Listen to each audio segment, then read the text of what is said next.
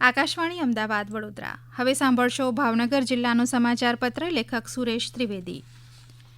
ભાવનગર જિલ્લામાં આ વર્ષે વરસાદની પેટર્ન બદલાઈ છે અને સતત ધીમી ધારે વરસાદ વરસે છે, જેથી આ ચોમાસામાં કુલ 624 મિલીમીટર વરસાદ વરસ્યો છે. ભાવનગર શહેર, જેસર, ઘોઘા, તળાજા જેવા તાલુકામાં રેડ એલર્ટ વખતે પણ ધીમો વરસાદ વરસ્યો હતો. આ ચોમાસામાં વરસાદ વરસવામાં ભાવનગર જિલ્લામાં અસમાનતા વધી છે અને ખંડવૃષ્ટિના પ્રભાવથી ગોહિલવાડમાં મહુવા અને જેસર બે તાલુકા એકબીજાને અડીને એટલે કે એક જ સરહદ ધરાવતા તાલુકા હોવા છતાં આ વર્ષા ઋતુમાં મહુવામાં સિઝનનો કુલ વરસાદ 806 મિલીમીટર, જ્યારે જેસરમાં કુલ વરસાદ માત્ર 326 મિલીમીટર જ થયો છે. એટલે બંને પાડોશી તાલુકા વચ્ચે વરસાદમાં 484 મિલીમીટરનો ફરક રહ્યો છે.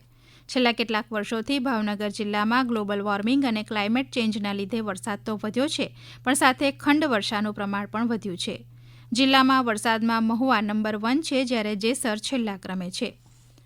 મુખ્યમંત્રી ભૂપેન્દ્ર પટેલના હસ્તે ગુજરાત હાઉસિંગ બોર્ડના તરસમિયા શેત્રુંજય રેસીડેન્સીના 1472 આવાસોના લોકાર્પણ તથા ડ્રો તેમજ વર્ધમાનનગર આદર્શનગર ખાતેના 400 રીડેવલપમેન્ટ થયેલ આવાસોનું લોકાર્પણ કરવામાં આવ્યું હતું.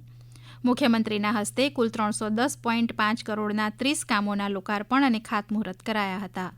ગુજરાત હાઉસિંગ બોર્ડ ગાંધીનગર હસ્તકના ભાવનગર શહેરના 264 એલઆઈજી વર્ધમાનનગર અને 156 એલઆઈજી આદર્શનગર ભાવનગરનું રીડેવલપમેન્ટ રૂપિયા 31.73 કરોડના કામનું લોકાર્પણ કરવામાં આવ્યું હતું.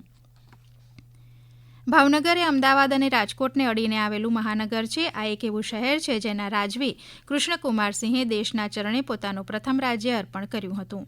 આ શહેરમાં અત્યારે ઉદ્યોગ ધંધાના વિકાસ માટે ભરપૂર તકો છે.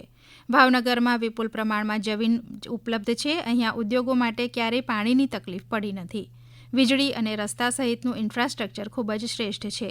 ભાવનગર એ ટેકનોલોજીથી માંડી મજદૂર સુધીના કુશળ કારીગરોનું હબ છે.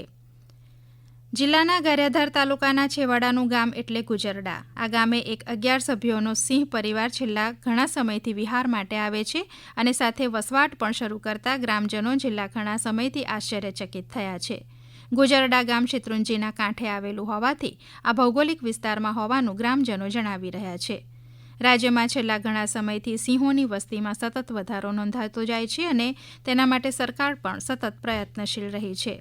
સાથે ગીરમાં વસતા સિંહોએ હવે ધીમે ધીમે બૃહદ ગીર તરીકે ઓળખાતા અમરેલી અને ભાવનગર જિલ્લાના અમુક વિસ્તારોમાં વસવાટ શરૂ કર્યો છે અને ત્યાં પણ સિંહની વસ્તીમાં વધારો થયો છે.